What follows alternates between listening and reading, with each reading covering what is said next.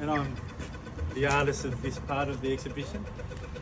So my family migrated to Australia in late 1970s, and we were housed in the Enterprise Hostel in Westall, which is now a retirement village. If anyone knows the area, you go past down Westall Road and you'll see it on your right going out towards IKEA. What I envisaged, or what I wanted to do, was basically tell the story of the migrants that came in that time, that were fortunate enough to be housed and helped along by the government at the time. Migrants were, at the time in the 70s, were refugees or assisted migrants. My family in that case were assisted migrants. And what I wanted to do was just talk about their stories and their experiences, and the shared experiences of them coming into their new home. Part of that led me to interview a lot of past migrants, family members and otherwise people from Vietnam, Cambodia, Cyprus, Poland, and Latin America. At the time, most of Latin America was going through military dictatorships, so a lot of migrants had to kind of escape either for political persecution reasons or basically just the social economic times of the 70s. And so what you will find is, with that interview, I asked them if there was anything that they brought with them. Most of them brought nothing, especially immigrants from Southeast Asia.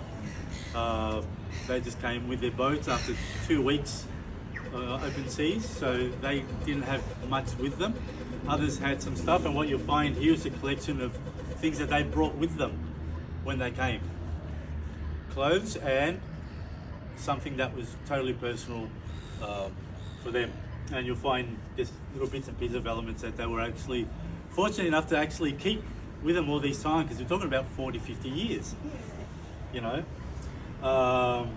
And with the paintings, what I've done is basically I've segmented it into roughly what that journey kind of looked like. So you look at the catalyst, the reasons why, then you go through the struggles of making that decision to move, those that were lucky enough to have the decision to move, and then basically their life in the hostel and culminating in their acceptance or partial acceptance of their new home. A very interesting part of this one is that rock that's right there. You saw the poems by Marula? Yes. Okay, so that rock belongs to Marula.